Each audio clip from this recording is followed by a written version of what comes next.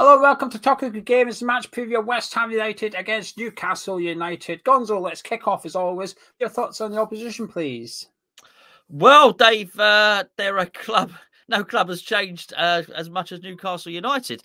Let's be perfectly honest. The longest, the most drawn-out takeover that I can remember anyway. Eventually, for reasons we've discussed before, the takeover happened, and just in time for the transfer window, and they went and had a good old spend up in January, or as much as they could. I think they wanted to spend more, didn't they? Because they tried to get the striker over the line as well. And who knows?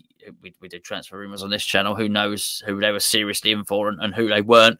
But as my understanding, I think it'd be fair to say they would have liked to have got more players over the line if they could have done. The 3 wins on the bounce would suggest that that's working for them, and maybe that some of that is the transfers, some of it is the change of manager. I think certainly it looked like their form was starting to change actually because of the manager and who he'd brought in and whatnot, and now it looks as though they're really trying to ramp it up because they've got a nicked Brighton's sporting director or head of recruitment or whatever a case might be. So they seem to be, buying up the players that they can and then buying up the coaching staff and just doing what they can to try and play catch up and try and avoid relegation and safeguard themselves for the future.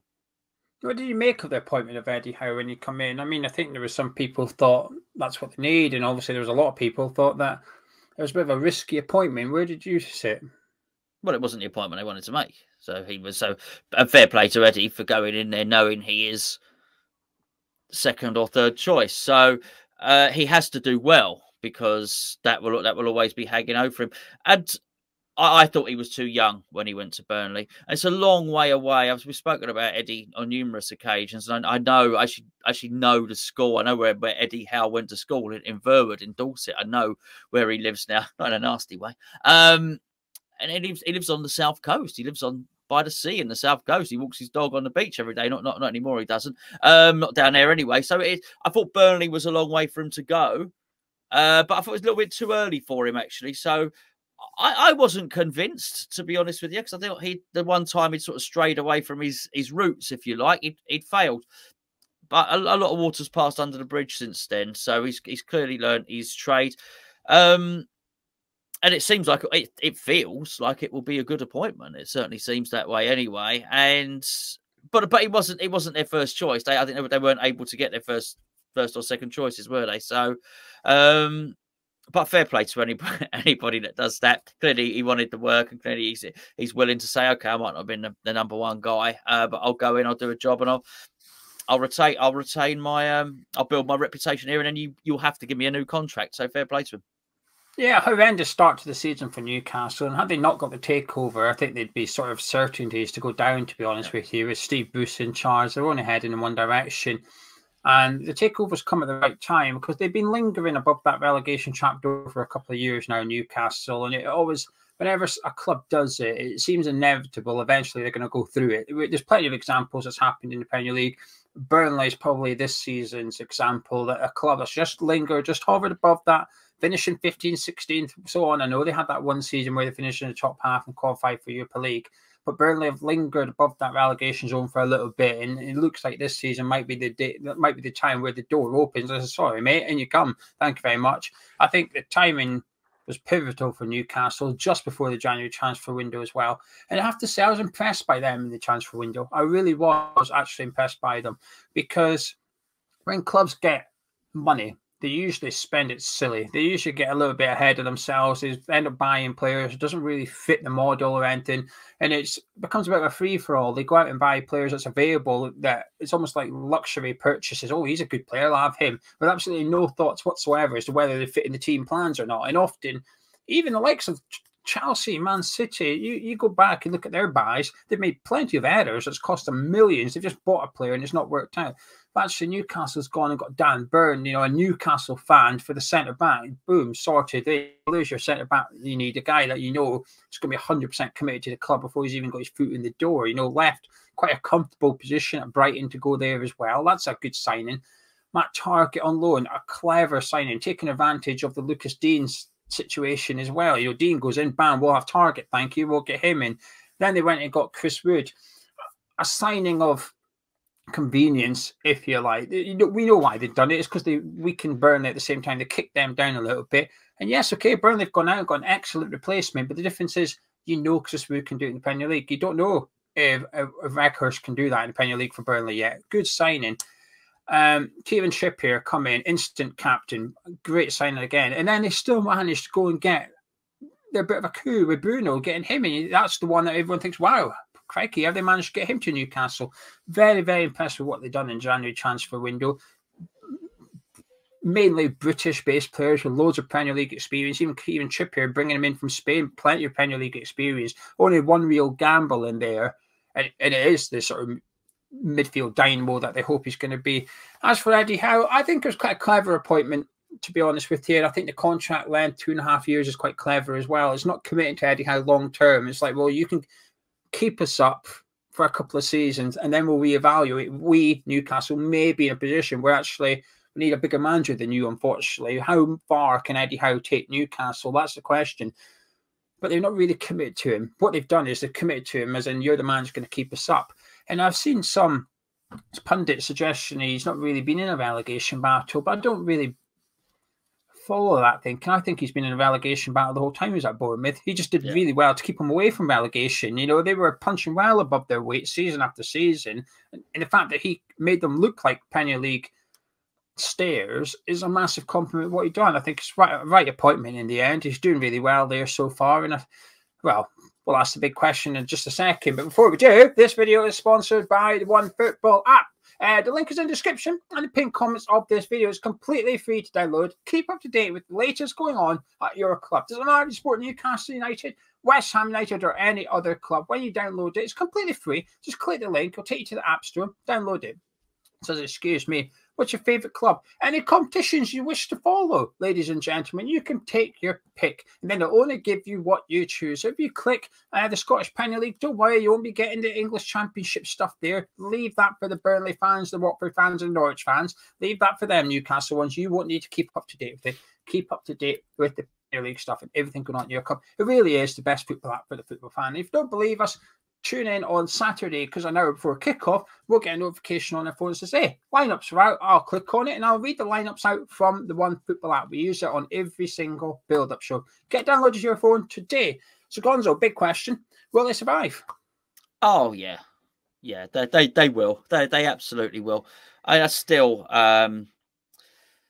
they always had a chance to survive. And I know Wilson is injured now. But when you have Saint-Maximin Wilson in your team, you've got a chance of staying up anyway. You really do. You really do. And they've just gone and added to that. And as you say, they've they had a number of rivals, and they've not only they're travelling past them as they travel past Burnley, they give them a good kick in as well and robbed them. So that really has weakened them as well. So it's good. I can't see any way that they can't. I think they're nailed on to survive, actually. A couple of weeks ago, I thought it'd be Watford that stayed up, but since then, Newcastle played a couple of games, a couple of big wins against Everton and Villa, and then at the same time, Watford have obviously got beat by us. But at the weekend, and the vibes you get from both clubs at the minute, both camps, is completely different. Newcastle seems like a happy place to be at the minute, and everything's happy. Whereas Watford, Roy's only been there for about a month, and it's already looking bad. He's already suggesting, well, I'll put the strikers on the pitch, and up to them to do something. What are they going to do? They're supposedly good players. Well, I'll get the ball to their feet, and they've got to do the rest. And it's just not really good. It's not really a vote of confidence from the manager. So I think Newcastle will survive. And another thing I got wrong, I'll just put on the tally mark. Players you admire? Well, Saint-Maximin is, I say this every time, I'm not going to change it. Now he's one of my favourite players. I think he's a sensational player. He's great to watch. He's as good as anyone on his day. Funny enough, I've been talking quite a lot about Manchester United and recently, and because that Jadon Sancho comes up, and quite a lot, and they pay big money for him. Well, I'll tell you what, if we had a game tomorrow and we have either one of those players in our team, and you didn't know anything about them, I'd pick Saint-Maximin to go in my team, quite frankly, because I think he's that good. So I thought, this is what I was saying earlier, had he been good between now and the end of the season, they stay up anyway. He's that good. He's a match winner. I think he gets injured a little bit as well, which doesn't help them massively. But also, I mean, you spoke about Steve Bruce. I mean, Steve Bruce said it last season. He said, let me get these players back and we'll stay up. And to be fair, he did. And even though he didn't play the best football in the world, even in that style of football, which was a defensive style of football, he still shone. And I think he's a absolutely remarkable player as well. I'm going to talk about Trippier, though, because for all their money, it was actually that one. And you speak about Eddie Howe getting his contract, which is basically you're here for 2.5 seasons or whatever. Everybody is at Newcastle, because that's it. Kieran Trippier is there for 2.5 seasons as well. Chris Wood is there for half a season. Half a season, yeah. But because they already tried to replace him in this window. So they'll never get their £22 million back on him. He's just there, and they will buy probably 2 strikers in the summer. Chris Woods will not. He'll barely get. I'm pretty sure in 2 seasons' time he'll barely get on the pitch if he's there at all. But this is to get them over the line, and I think Kieran Trippier is the genius one, because he's brought the leadership as well. Forget the free kicks, wonderful, well done, brilliant. But it's the leadership. It's to bring a captain in who can take over, who can galvanise, and who can lead. And with that experience, too few people go. I'm talking about English people.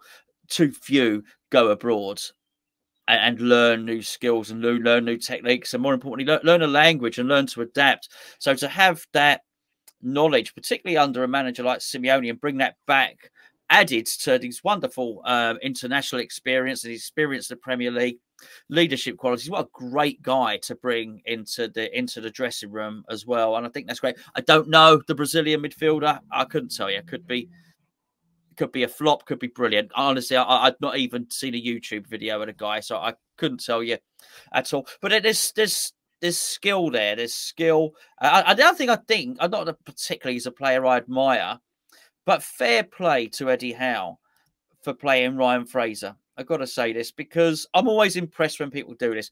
I was impressed that David Moyes went back to work for David Sullivan. I wouldn't.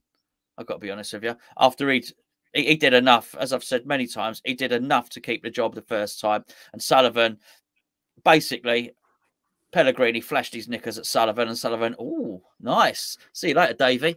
And that would have bothered me if I was David Moyes. I would have turned around and said, no, I'm not coming back. You can get relegated for all I care. So, but I'm always impressed when people are the bigger man and can put differences behind them. And it just wasn't particularly good for Eddie Howe and Fraser, because he was a big part of things. I mean, that great season they had, I think it was Brooks on one wing. I'm talking about Bournemouth here. Brooks on one wing and Fraser on the other. And they would go, you felt Bournemouth would go in places, but you very much got the impression that Ryan Fraser pulled the rug out from underneath Eddie Howe's feet and said, no, I can't be bothered doing with all this anymore.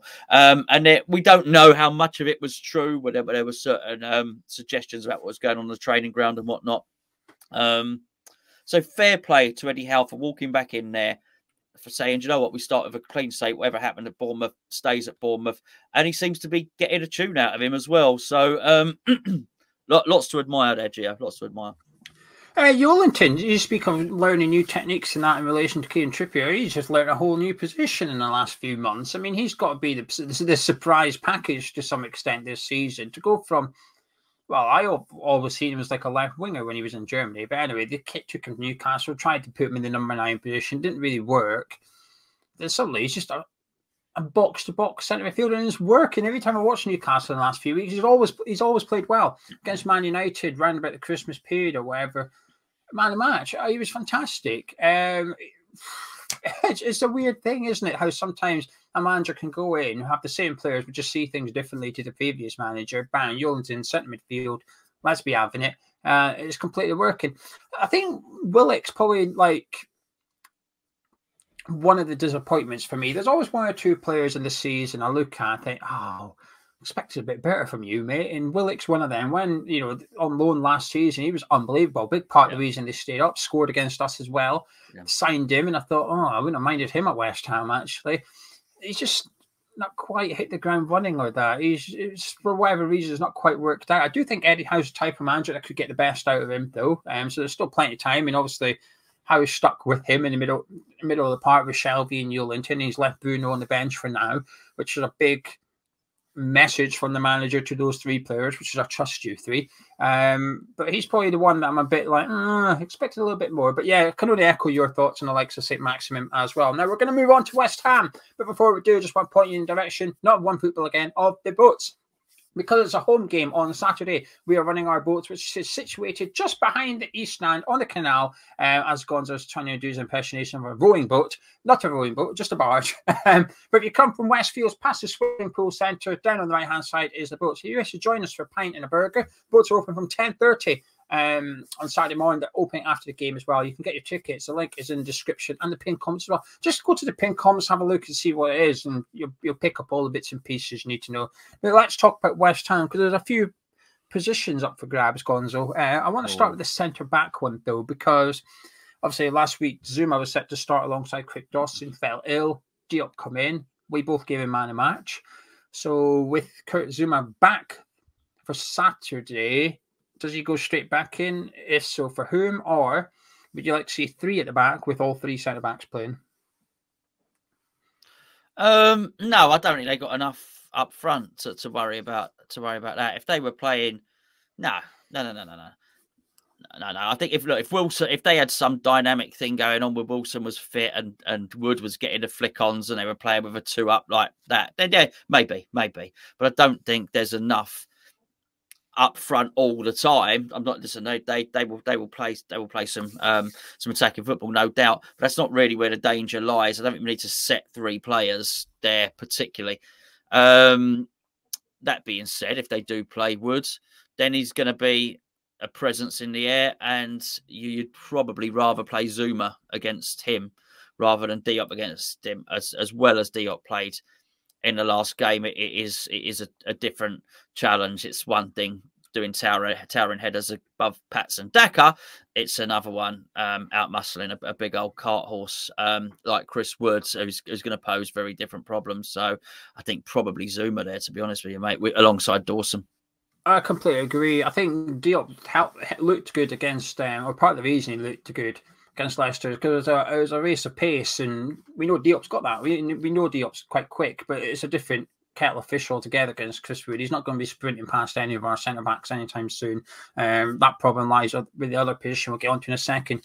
But I always say it's about if shirts are up for grabs. I don't really see Dawson and Zuma's shirt being up for grabs. As good as Diop played, the place wasn't really there to be won, unfortunately, for him. Now let's switch to the right back then. We've been playing Sufal recently. Well, what we'll say, disclaimer, in the last preview, we both wanted to see Johnson start against Leicester, but surely Moyes has to change it now, Gonzo.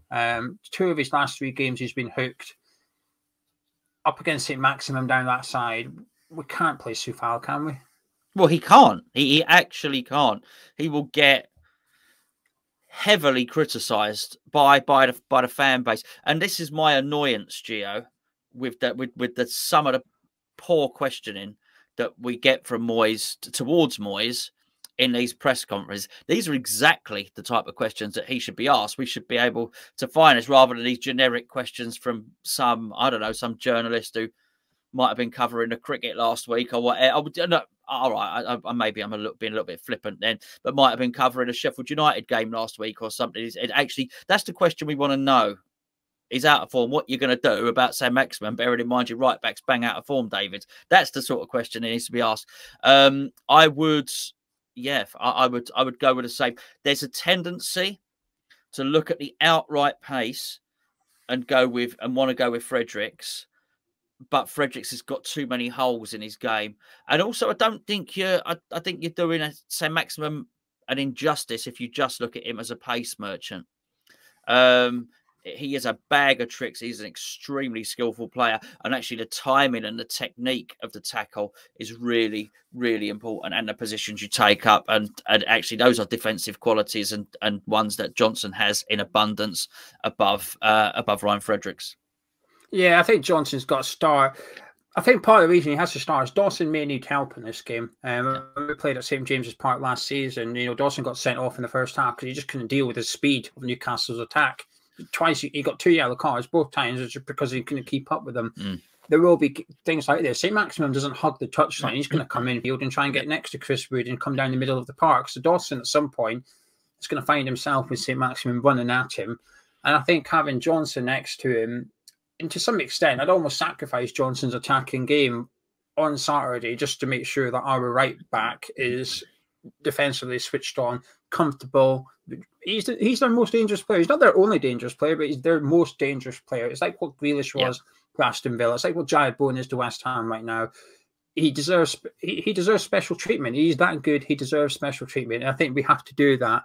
So back four, Johnson, Dawson, Zuma, and Aaron Creswell. Let's move into midfield then, because another player out of form, Thomas Souček. But the difference is, what is there anything we can do? No, there's nothing we can do, particularly in this game as well. Because you're absolutely right. Saint-Maximin is we keep on banging on about him, but he, you know, that's something. No apologies for just saying it. Yeah, he is. He's their threat. We'd be having, you know, 2 seasons ago, we were having this conversation. You brought him up the other day about Zaha when you played Palace. You can't ignore these flamboyant players that are going to cause you trouble. So, do you remember, just to quickly, do you remember about 4 years ago, it was under Pellegrini, we were playing Newcastle at London Stadium, and now, remember with Zabaleta, and we're saying, Zabaleta can't play, he just can't. And then we had a corner and everybody was up except Zabaleta. And they got the ball to Saint-Maximin and he just ran. And Zabaleta, bless him, was huffing and puffing and trying to run. His just legs couldn't do it. He just breezed past him. I thought, well, that's what happens if you ignore it. Well, it don't seem to matter who's the manager, does it? Like a little West Ham curse. Yeah, hopefully he'll know a bit more. But look, we've got a big coaching team, Gio, a big coaching team. And Moyes says he likes to take advice. There is no way that Kevin Nolan and Paul Neville and whoever else and Stuart Pearce are all sitting round there saying, don't worry about Saint-Maximin. There's no way when they have their meeting that they'll have discussed this. But when he does cut inside, I think we are going to have to play Souček there because when he cuts inside, that's then not a race. You're looking for some tackling technique and whatnot. So it's actually a big game for Rice and for Souček, actually, this one, because they need to hold things up in the middle and then keep it really tight there and allow the other players in our team who have got their own responsibility to attack. But those would be my choice in the middle. We might have a matching 11. Who else? Oh, wow. Well, look, lots of love for Saint-Maximin, okay? Lots of love for Saint-Maximin. Fair play, but he's not as good as Jared Bowen. So let's let them worry about our guy as well. If I love to give you examples, if both are for sale tomorrow, I tell you now, Jared Bowen would be signing for bigger club than Saint-Maximin would, and for more money. But you know, but lots of respect for Saint-Maximin. But they have to worry about our guy.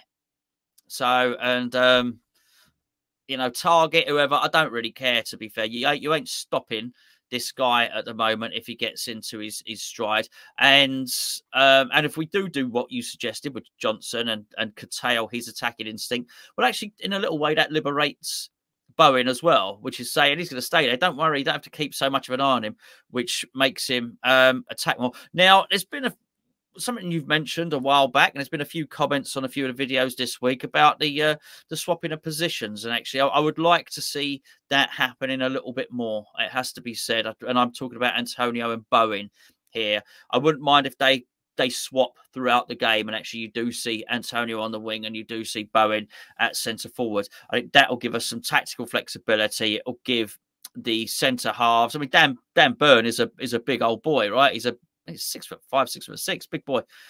Just different things. Okay, well, we'll try and batter him with the beast, and then we'll try and tricksy our way around him, and just give them different things to think about, and give the fullback different things to think about. So those two certainly in my team for those reasons.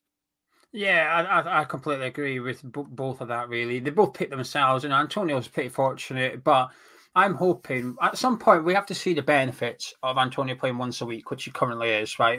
International's done now. That's done at the end of January or whatever. But he's now been back for 2-3 weeks. He's only been playing once a week. we need to see we need to see a rested up Michail Antonio, a fresh one, because we've only got another 2 or 3 weeks, and then we've got the Europa League to contend with, where we're going to have to make some decisions. So I think we've almost got to put up with Antonio in the Premier League games and hope he does get back to form, so that when the Europa League comes around, he is in form. He's got a couple of goals under his belt or something, because we need to play him in that European matches. Whoever we're playing, we need Antonio up front. The Premier League game in between, you shouldn't play at all, but we'll deal with that when we get to it. But my point is, the next few games would need him to start scoring. Otherwise, when the European games come round, we've got a massive decision to make, which is, do we drop Michail Antonio because he's still not scored? He's now in the perfect conditions, 1 game a week, perfect. You can't get better than that, but he's still not scoring. We now have a problem here. So it's a big few weeks for him, actually. I'll be as patient as possible, give him the best conditions as possible. You're Bowen on the right. You can't get better than that in terms of service at the minute in the Premier League. You've got a guy there that knows how you pass the ball to you, how to cross the ball and stuff. He's got to do better. That leaves 2 places up for grabs. I'll take one of them. I'm going to stick with Lanzini in that sort of deep line midfield role. I want to see better from him, though. But if Newcastle play the way they have been, there is a small chance they'll switch the formation up because of the injuries to Trippier and Manquillo. So they're missing their first choice and second choice right back. So they either have to put Kraft in there, who's not very good, or they need to switch to 3 at the back, so then they can use Ryan Fraser as a right wing back and bring in Lascelles next to Schär and Byrne, have 3 proper centre backs. So that could be interesting. But usually they go 3 centre midfielders. We've spoken about them now. I don't think we can allow Souček and Rice to go up against just 3 of them on their own as a pairing. Yes, that should mean further space ahead of the pitch for one of our players, but it never feels like that. Whenever we come up against 3 centre, I never think, oh, well, Fornals has got loads of room in that number 10 position. It never feels like that. We don't capitalise on it. So I'd like to see Lanzini in there next to Souček and Rice, but I'd almost like one of their roles tweaked. Whether it's Souček or Rice, I prefer it with Rice, which is just be a defensive midfielder today. Sit back, keep your eye on Saint-Maximin, help your defence out, and let those 2 in front of you, Souček and Lanzini, go. Let them go. Don't enter the final third. Yes, it means sacrificing part of Declan Rice's game, but I think what you sacrifice from Declan Rice, I think you gain a lot more from Thomas Souček by having that shackles on Declan. Listen, come the hour mark, it's not working, get the shackles off Declan and say, look, we gave them an hour, it's not working, off you go, do your Declan Rice stuff. But we need to tweak something. So I see you nodding with Lanzini. Yeah, well, he's our best passer. They're not, you know, Newcastle have not metamorphosized into this swashbuckling team who have 80% possession in every game. Newcastle are happy to defend and hit you on the break, so we're going to need to break them down, which means you need your most creative player, and he is. You know, because actually the skills that count, which is the passing, and actually the passing and moving into space, the skills that really count, he's the best guy at it. So so yeah, let's keep him in the team. And a other position, I'm going to go with Ben Rama. Yeah, for this me one. too. But I would very specific instructions of Ben Rama. And I would say we're going to bring up this old Saint-Maximin show here. Thanks for tuning in. I would be saying to him, look at him. Look at him there. Can we have a bit of that, please? I know you're not as quick as him, but every trick he can do, I know you can do. I know you can do it. I've seen it. We all see it. Liberate him. Give him a little bit of something. What you said about Declan Rice, I'd actually go slightly different to that, because actually I would earmark Declan Rice and say, I'm going to need you to keep your eye on Cresswell's position there. Actually, because what I want to do is it's a home game. I'm not going to tie Ben Rama up with getting back and standing next to Aaron Cresswell. So I'm going to basically say to Ben Rama, you get as close to Antonio or Bowen, whoever's up front at any given time, as you possibly can. Let's get you in the box. Win me a penalty. Not by diving, right? But win me a penalty. Make someone look like a complete mug, all right? Nutmegs, Rabonas, flippy things, rainbow stuff. I don't know all the names. The stuff I want to see some FIFA freestyle skills from Ben Rama in their box and just cause a little bit of havoc. They have got a real trickster who they're going to cause us all manner of problems. All right, we've got 3. If we play it right, we've got a blend of 3 different characters as styles of players. in that front three if we're clever. We got the battering ram of Antonio. We got the incisive workaholic who's got a clinical edge to him, which is Jared Bowen. And then we got this trickster whose feet should be quicker than anyone else's. Shift the ball, the defender will kick you. You know, shape up, do something tricky, and that's what I'd be doing. I would very much tailor the team to guard against what they're going to do in their attack, but don't curtail our attack. Make sure we have enough instructions in our players, in our front three, and with Lanzini there as well, to say go and cause them absolute mayhem, particularly on the big. We've got a big pitch there, obviously, the big old pitches. So you could probably fit 2 pitches in there. So let's go and cause them some bother. Couple of fun stats ahead of the game. Issa Diop has now won 12 of his 19 starts this season, so his claim for starting, he's backing up with wins this season at the back. As Gonzo speaks about Lanzini being the best passer at the club, Gonzo, pub quiz question for you. Where does Lanzini rank in terms of pass success rate in the Premier League this season? For every single player in the Premier League, as long as they've made 5 starts or more, where does he rank? I don't know. It's tough. Defenders should be at the top because they pass it that far to each other. A centre back is number 1. So he's up there. He must be up there clearly. Otherwise, he wouldn't be at 200, or he wouldn't be bringing a stat up. 7th, 3rd. The only 2 players ahead of Manuel Lanzini in Premier League for pass success rate this season is Laporte of Man City and Diaz of Man City. Both are centre-backs. Lanzini is only beaten by Man City's 2 centre-backs. Not bad for a guy that tends to play the ball forward as well as stuff. So, nice stat. Seen it earlier in the week. Liked it. Memorised it. Used it. There we go. I would have memorised it and forgotten it. Probably, yeah. He's somewhere in the top 7. Are you confident? Yeah. I am for this one. It has to be said. I don't think we can be as bad as we've been. There's no way that Rice will play as badly as he did against Leicester. No way. Souček can't play that badly. I don't. Much as, you know, it probably makes for a good video to sit here and rant against Moyes, he's going to play Souček again, Soufal again. I don't think he will. I think he'll have seen it. I think the coaching staff will have seen it. I think they'll address it. So I think we'll be stronger at right back. I think Zuma will come back. We'll be stronger at centre back. I think we'll be stronger in central midfield. I think Antonio will be more rested. And I think we've got the form player in the Premier League as well. And whilst Newcastle have done well, they've not gone from being the worst team in the league to Manchester City. All right. You know, they've probably gone from the worst team in the league to a middle-ranked team. They've not bought everybody in the world, you know. So, yeah, I am quite confident for this one. And I think we're not a bad team. We're actually a good team. And I think at some point our dip is going to end. I think it may come back again because of injury and because of fatigue. But I don't think this is it. I agree with what you said about the week's rest, not just for Antonio, for everybody. And we need to make hay now because we've got the knockout stages, the last 16 of Europe to play in, which is lucky enough. So yeah, we need to get some more Premier League points now to try and get towards those 60 points. Certainly, I'm not confident. I'm optimistic, but I am not confident. I think it comes down to I'm not confident that Soufal won't start. I'm expecting to see him start on Saturday. I hope he doesn't, but I expect him to be in the team. Moyes is showing me plenty of times he's got his favourites and he'll stick with them, kind of thing, regardless of the format. I think that he's got his 9 favourites and only 2 places are really up for grabs in the starting 11. As you're going to see, and I understand this one, but Zuma's going to come straight back in. Sorry, Issa Diop, I don't care that you're a man of match. Out. In goes Kurt Zuma. And it would be a bit the same if we put Alex Kral in. Let's say we rested Souček, we put Kral in, Kral's man of match. Next week, doesn't matter. Kral out the team, Souček's back in. Even though Souček's form doesn't really justify going straight back in, he would just do it anyway because it's one of his favourites. I hope he drops Soufal. I am optimistic. I think Kieran Trippier being out injured is a massive relief for me because you could see Eddie Howe's game plan a mile away, which is get the ball out to target in Trippier and cross it into Chris Wood, who has a good goal scoring record against West Ham. That is what they'll do. But without that on the right, hopefully Kraft will be playing, gives us a target as well, a bit like what Leicester did with Harvey Barnes against Soufal. That gives us an opportunity to go at one of their fullbacks. I'm optimistic, though.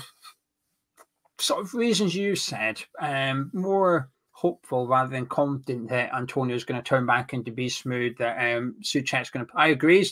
Rice will play better. I think he's been poor for 2 games now.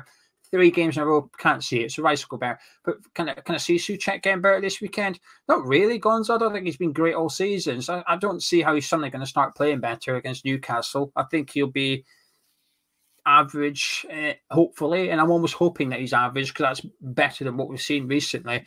But one of the most important players in Premier League, Said Benrahma, did well off the bench. He keeps that 10 minutes going. We'll have a good game on Saturday. But with everything in mind, can I get any final words as well as your score prediction, please? Final words. We can't lose this game. It's a home game. The club, the fans, the stadium, not the stadium's it's an inanimate object. It's not a sentient being, is it? But so the stadium doesn't need a lift. But you know what I'm saying. The whole club. The whole club. That's for you, lad. Enjoy that West Stand. Go on, son. Oh, proud of you. Yeah, it's the whole club needs a lift, and we need a win, and this is really important. And David Moyes needs to know the value of this. It's not just about the points on the Premier League table. David Moyes got to take a look. He's been here before, by the way, when the first time he was in, we had the Burnley, the pitch invasion and all the rest of it, and the board of directors and all the rest of it. It's a very, very unhappy club, and I felt he read the room then, and he knew what was needed.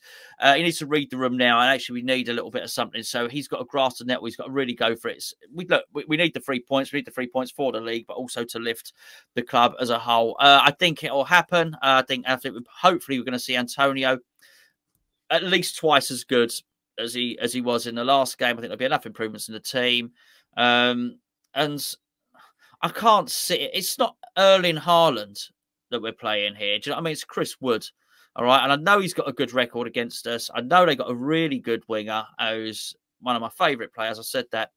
But come on, you know. I think we beat him 2-0.